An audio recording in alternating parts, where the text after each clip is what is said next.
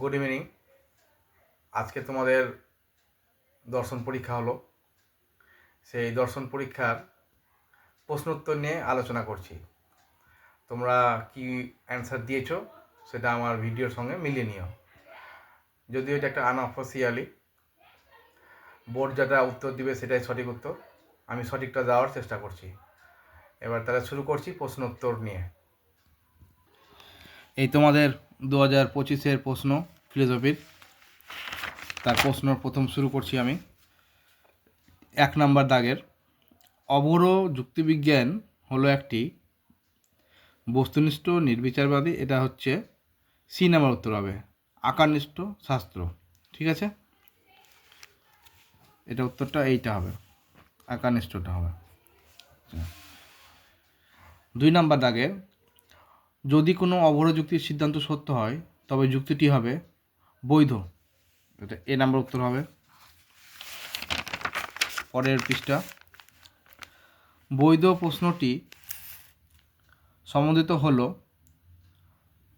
এটা উত্তর হবে অ্যান্সার এ, অবর যুক্তির সঙ্গে। কারণ উপমা যুক্তি হবে না, উপমা, বৈজ্ঞানিক এবং আরোহ যুক্তি, তিনটাই আরোহ অংশ, দুটোই আরোহের অংশ, তাই এটার উত্তরটা হবে অবর যুক্তি। একটি নিরপেক্ষ বচনের অংশ কয়টি? উত্তর হবে 4টি। তোমরা সবাই জানো এবং তোমাদের আমি পড়িয়েওছি, পরিমাণক, উদ্দেশ্য, সংযোজক এবং বিধেয়। এটা উত্তরটা হবে 4টি। কোন জাতীয় যৌক্তিক বচনের উদ্দেশ্য পদ ব্যাপ্য হয়? এটা সার্বিক বচনের, সার্বিক বা সামান্য দুটো নাম আছে, এটা তাহলে সামান্য বচন হবে। নেক্সট পৃষ্ঠা, এ বচনের বিপরীত বিরোধী বচন কোনটি? এ বচনের বিপরীত বিরোধী বচন হবে ই বচন। তোমরা জানো, ওই ছকটা দেখেছো তোমরা, এই যে ছক, এ ই আই ও, এখানে বিপরীত বিরোধী বচন, তাহলে এ বচনের বিপরীত বিরোধী বচন ই, উত্তর হবে এটা বি নাম্বারটা। একই উদ্দেশ্য ও বিধেয় বিশিষ্ট, নেক্সট 7 নম্বর, একই উদ্দেশ্য ও বিধেয় বিশিষ্ট ড্যাশ এবং ড্যাশ বচনের মধ্যে অধীন বিপরীত বিরোধী সম্বন্ধ থাকে। এটা এখনই পেয়ে গেলে, এই যে প্রথমেই করেছিলাম, এ ই আই ও, নিচে হচ্ছে আই ও, এর মধ্যে হচ্ছে অধীন বিপরীত সম্বন্ধ, তা উত্তর হবে আই আর ও, উত্তর হবে হচ্ছে আই ও, সি নাম্বারটা। তারপরে হচ্ছে, কোনো বৈধ নিরপেক্ষ ন্যায় অনুমানের সিদ্ধান্তে পক্ষপদ যদি ব্যাপ্য হয়, সেই পদটি অবশ্যই আশ্রয় বাক্যে ব্যাপ্য হতে হয়। এই নিয়মটি লঙ্ঘন করলে অবশ্যই অবৈধ পক্ষদোষ হবে।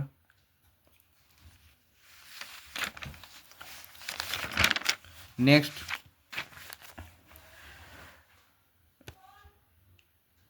এবার 9 নাম্বার, ন্যায়ের কোন সংস্থানে ফেসাপ মূর্তিটি বৈধ হয়? এটা তোমরা জানো, চতুর্থ সংস্থানে, তার মানে এটা উত্তর হবে ডি।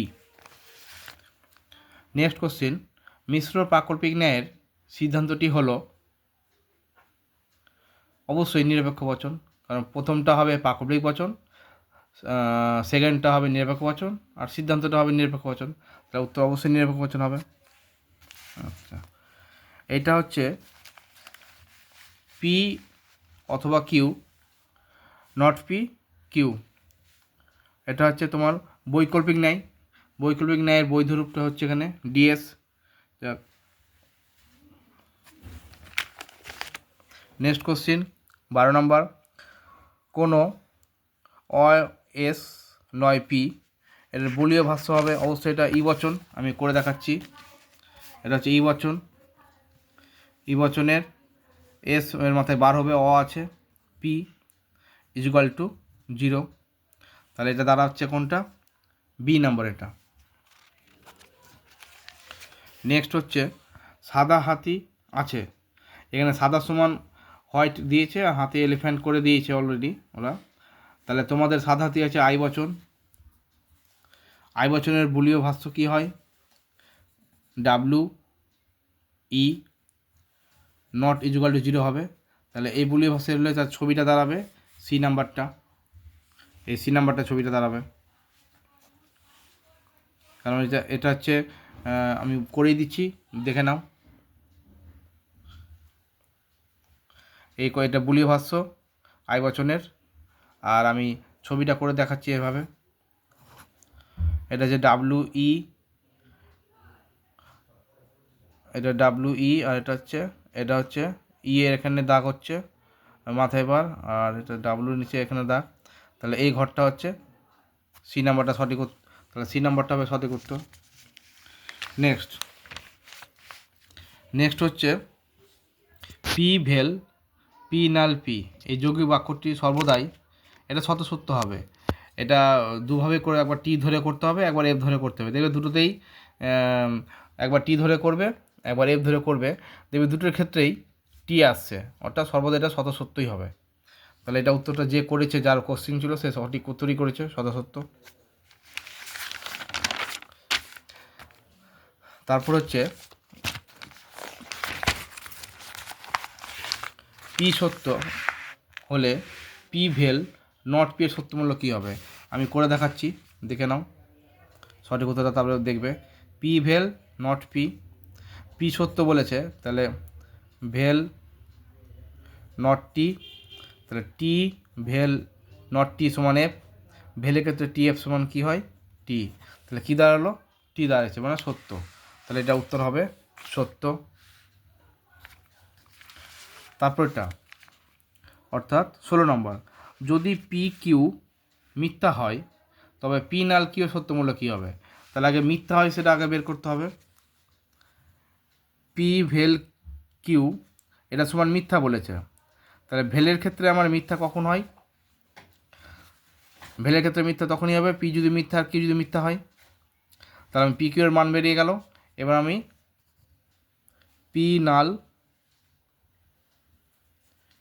কিউ এর, তাহলে এটা বুঝতে পারলে তো? পি এর মান এফ, কিউ এর মান এফ, আর ভেলের ক্ষেত্রে এফ সমান এফ হচ্ছে, তাহলে এফ হলো, তাহলে পি এর মান এফ, কিউ এর মান এফ পেলাম। এবার এটার মানটা বসিয়ে আমি পেয়ে যাব সম্পূর্ণ। এবার পি সমান এফ, এটা নাল, কিউ সমান এফ, যেহেতু আমি মানটা কিউ এর মান এফ ধরেছি। এবার নালের ক্ষেত্রে এফ সমান কী হয়? টি। তাহলে উত্তর কী আসলো? টি। তাহলে এটার সঠিক উত্তর হবে টি, সত্য। ঠিক আছে। আচ্ছা, নেক্সট, বৈজ্ঞানিক আরোহমানের আকারগত ভিত্তি হলো, বৈজ্ঞানিক আরোহমানের আকারগত ভিত্তি হলো ডি এরটা হবে প্রকৃতির একপ্রতা নীতি আর কার্যকর নীতি, কারণ বস্তুগত নীতি হচ্ছে পর্যবেক্ষণ আর পরীক্ষণ, আর এটাতে দুটো তো আলাদা করে দেওয়া আছে, দুটোই হবে। ঠিক আছে, তা ডি উত্তরটা সঠিক উত্তর। তারপর উপমা যুক্তির সিদ্ধান্তের সম্ভাব্যতা সর্বাপেক্ষা গুরুত্বপূর্ণ শর্ত কি? সর্বাপেক্ষা বলেছে, মানে সবচেয়ে।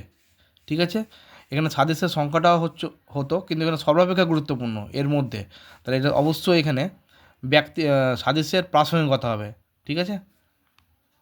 আচ্ছা, আরোমূলক লাভ কোন জাতীয় যুক্তির মুখ্য বৈশিষ্ট্য?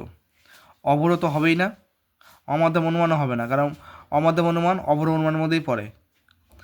উপমা যুক্তি হবে না, এটা মেন হচ্ছে আরো যুক্তি, আরো যুক্তির ক্ষেত্রে আরোমূলক লাভ থাকে। এটা বি উত্তরটা। এটা একটা একজনের বক্তব্য সংজ্ঞার দেওয়া হয়েছে, একটু ফিরে দেবে। পরিমাণ দিক থেকে কারণ হলো কার্যের সমান, এই কথাটা বলেছে কার্বেট রিড। গুণের দিক থেকেও বলেছে, পরিমাণ দিক থেকেও বলেছে, কিন্তু এখানে শুধুমাত্র পরিমাণ দিক থেকে বলেছে। কার্বেট রিডের উত্তরটা বি নাম্বার। পরের পৃষ্ঠা উল্টাচ্ছি। ক হলো ক্ষয়ের আবশ্যিক শর্ত, এ কথার অর্থ হলো এটা অবশ্যই সি নাম্বার উত্তর হবে। যদি ক না ঘটে তবে খ ঘটে না, ক ঘটলে খ নাও ঘটতে পারে। সেকেন্ড লাইনটা দেয়নি, এটা মেন টপিকটা দেওয়া আছে, উপরটায় দেওয়া হয়েছে, উত্তর হবে সি। বহুকারণবাদের সমর্থক হলেন, এখানে দুটো উত্তরে কনফিউজ করে দিয়েছে। মিল অবশ্যই হবে, মিলের সঙ্গে এক জায়গায় বেন দেওয়া আছে আর এক জায়গায় কপি দেওয়া আছে, এটা সঠিক উত্তর হবে সি নাম্বারটা।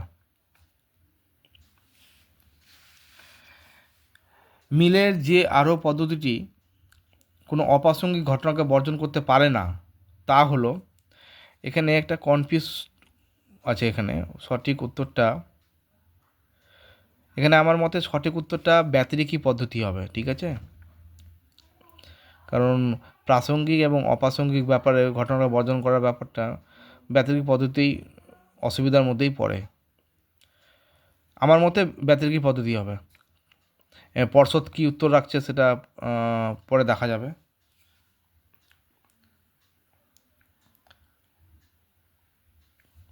ঠিক আছে, নেক্সট কোশ্চেন। এটা হচ্ছে মিলের যে 4টা পদ্ধতি রয়েছে সেই 4টা পদ্ধতির একটা সাংকেতিক উদাহরণ দিয়ে রেখেছে, মানে সূত্রটার। এটা হচ্ছে অন্বয় পদ্ধতিরেকি, মানে সদর্থ দৃষ্টান্ত গুচ্ছ, নর্থ দৃষ্টান্ত গুচ্ছ। এটা হচ্ছে অন্বয় ব্যতিরেকি।